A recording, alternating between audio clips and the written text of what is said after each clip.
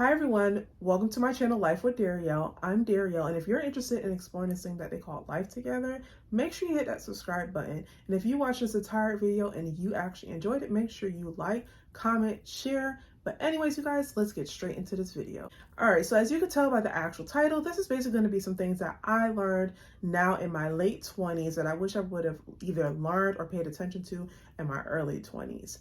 I am currently now 27, and in 3 more years, I can officially kiss my 20s away because I will officially be in my 30s. Oh my gosh, you guys. I didn't think this day would come this soon, but here it is. 30 is just waiting, y'all. Just waiting, knocking at the door. But anyways, that's besides the point. So there are just some main things that either A, I wasn't taught about, B, I just didn't pay attention or quite frank understand it correctly, or C, it just wasn't explained properly so that I can actually grasp the concept of what they were trying to teach me. So one of the main things that I had to now learn in my later 20s that I wish I would have known in my earlier 20s was about credit. We hear this word a lot, credit this, credit that. What's your credit score? But nobody, for most of us, has actually sat us down and broke down what credit actually is, what ties into your credit score, and what does each bracket mean for the credits. From 0 to 620, from 620 and higher, what does it actually mean? So what I've learned from myself, what ties into my credit score, one of the main things being is that what ties into it for me is everybody basically, your payment history, your available credit, and what also ties into your available credit is how much you owe. And one of the main things I wish I would have known is not taking more than I can afford. Basically meaning like having credit cards. A lot of times we'll get these credit cards and it's like, oh, you've been approved for $300, $600, $1,000. And for a lot of us in our early 20s, it's like, oh, free money. It's not. It's borrowed money that you need to pay back and you need to pay back on time. Basically meaning if you use your credit card to, let's say, put gas in your car, nowadays it's no longer $20, but nowadays for my car, for instance, it's $50. If you use your credit card to put gas in your car and use $50, right? And your available credit is $300. You need to immediately, before the date that it's due, put that $50 back. So let's say you get paid like a week from now, right? But your actual payment is due on the 19th, but you need to put gas on the 30th. After that, you need to make sure before that 19th come that you actually put that money back. It's not technically your money, it is borrowed money. And I really wish somebody would have sat down and explained to me. It's very important that you're not just like, oh, this is free money, I'm going to buy this with it, I'm going to buy that with it. Oh, I'll pay it off later. No, you need to actually sit down and study your finances to make sure that the money that you're borrowing, you can pay it back before the payment is due. When you pay things before the payment is due, it looks so much better to future lenders of like, oh, this person actually has an on-time payment. She actually has a very high available credit available in her debt. Even though she has some debt, it's not that bad. She's been decreasing it. It started off here, now it's down here. So those are just some things that I've learned about what credit is. And, I'm still learning, and I'm still learning about charge-offs accounts, how to get those off. Like you're still going to learn. In life, I'm always a believer of you're always going to learn. Never be afraid to continue to learn, even when you're in your 50s and 60s, because things always change. Another thing that I wish I would have paid attention to and really had somebody sit down and explain to me was about savings. Now, we always hear, for a lot of us, especially for me, my grandma, my brother, saying, you need to save. Even if you put $5 in your account, even if you put $10 in your account, you need to save and don't touch it and forget about it. I didn't learn about the forget about it portion until later on in life when I had friends that was like, yeah, I save my money and I just have it taken out of my account and I forget that it even exists. I am still learning that. I am still learning about financial literacy and the importance of savings, the importance of staying within my means and not spending more than what I actually make. It's something I wish I would have learned of like, hey, saving an account, once you start with just $5, $10 or $20, eventually it becomes a habit of, okay, I need to put this in. And eventually you can get to the point of, I'm just gonna have this money taken out of my account and I'm not even gonna pay attention to it. It's just gonna go into my savings account because one day you're gonna need those funds. And having different types of savings. A lot of times people will just say to me, oh, you need savings. Nobody explains to me what type of savings I need. Should I get a savings with an interest account? or, you know, things like that. And one thing that I've learned, especially now being in a serious committed relationship, is you need to have savings for one, your future, two, the right now, three, the emergency funds, and four, those, you know, special occasions. Like, okay, this is money for a date. Like, we're gonna pick a place, we're gonna plan a date once a month, and that's what we're gonna do. We're gonna save money towards that. I didn't understand it. I didn't understand what a savings was. I just knew it was something that people said you needed for when you want to retire. And obviously, one thing I've learned too when it comes to that, Social Security is nothing at all. It is literally chump change when you finally get it. Listen, you guys, Social Security, once you finally get it, is chump change. So those are things you have to save for. And I remember I had an Uber driver recently when I was getting my car worked on, and he basically was explaining to me about savings of like, do you want to enjoy your life now or do you want to enjoy your life later on? And I'm still having this logic and battling with, why do I have to pick either or?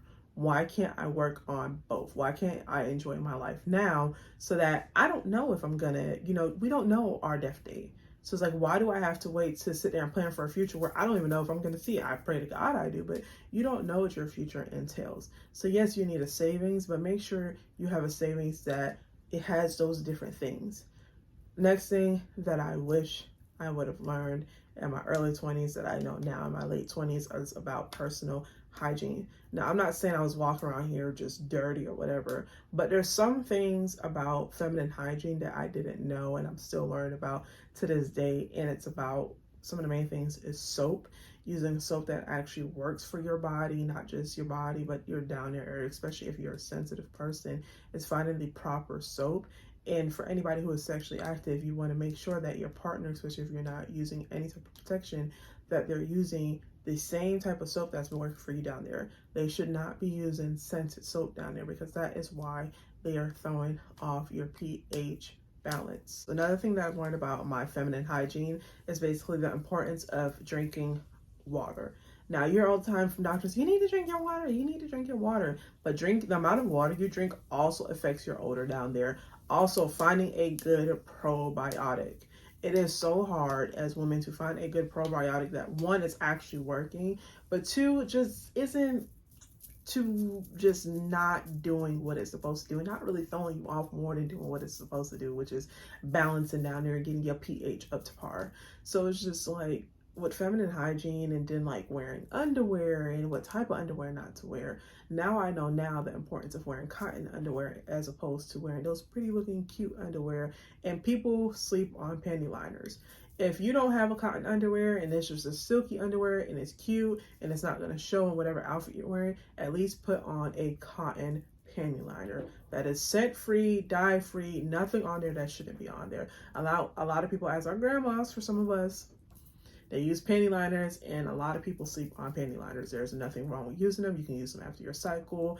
And also with that, I've learned more and more, and I'm continuing to learn about my body when my cycle comes, of what it does and does not like. Like a lot of people, especially when we first got our cycle, the main thing that we would do for a lot of us is, you know, keep on the feminine products longer than we probably should.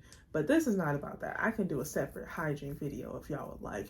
This is more so other things that I've learned. So the next thing that I've learned about is my mental health, how important it is, how to look out for the signs for when I feel like actual burnout about to happen. There are so many signs for everybody, but for me, I know once I start feeling overwhelmed, I'm agitated, I'm anxious, I feel depressed all the time, I just feel like giving up. I'm like, I'm about to hit a burnout. It is literally time to take a mental break. Stop being afraid to take mental breaks at your job. Stop being afraid to use your PTO. Stop being afraid to use your sick time. I used to be one of those people that's like, oh no, I need to come to work every day. I need to come to work every day. And you're giving your all to these companies, which is fine, but mentally, how are you doing? Seriously, like mentally, how are you doing? I have literally ran myself into the ground, and it was so bad. And when I think about it right now, it's like, oh, I do not ever want to be that person ever again in my life. Ooh. I don't know. It wasn't a happy place. Like I got to a very dark spot when I reached the burnout stages. So now I know I'm gonna use my PTO. I've earned those PTOs, I've earned those sick times. I'm gonna use them because at the end of the day, a job is always gonna be there, but you're not always gonna be there. So take your mental health seriously. Learn when you need to bring a break, and don't feel ashamed. Be apologetic because you needed a break. A lot of companies have said we would rather our employees take breaks, get themselves mentally together so that they can give us their full potential, as opposed to going to work every day and giving 25% one day, 50% the other day, 10% most of the time, when you should be giving 100% every time you go into work. And you can only be that person if you are basically focusing on your mental health. Focus on your mental health so you can be a better person at your job, be a better person to your family members, be a better person in your relationship, be a better parent. Mental health ties into those things. Go to therapy. I know it's this big, especially in the Black community, it's this big stigma attached to if you go to a therapist, you're automatically presumed crazy. Bump that. I would rather mentally be okay so that I can be the best person to everybody in my life and put my all into everything that I do, as opposed to worrying about what people think, like, oh, you're crazy because you have to see a therapist. No, I just would rather focus on my mental health now so later on in life I could be fully happy. And shoot, me being fully happy might happen way sooner if I start the process now. So I'm a big advocate for people going to actually do their mental health. The next thing I've learned is about trying to become the it girl, as I'm currently working on that stage of what does that mean? Like, I had to learn to stop focusing and looking for the approval of everybody else. Like, yes, I'm all for influencers. Some people have some great things that they, have found or whatever.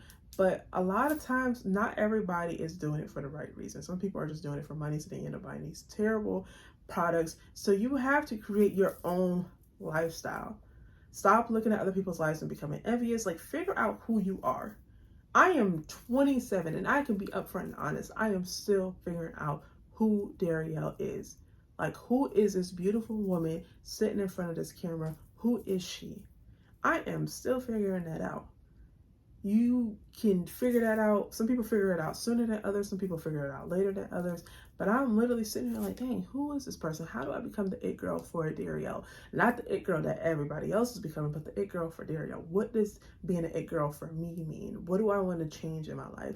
And some things I want to change in my eating habits. I didn't realize all them terrible foods that I ate back in the day, all them Cokes that I ate back in the day, it really affects like my eating habits now, and my bad sleep schedule. Just a lot of things I wish I would known differently. How to eat better, how to actually create a workout schedule and stick to it. And I'm learning that now. And baby, let me tell y'all something.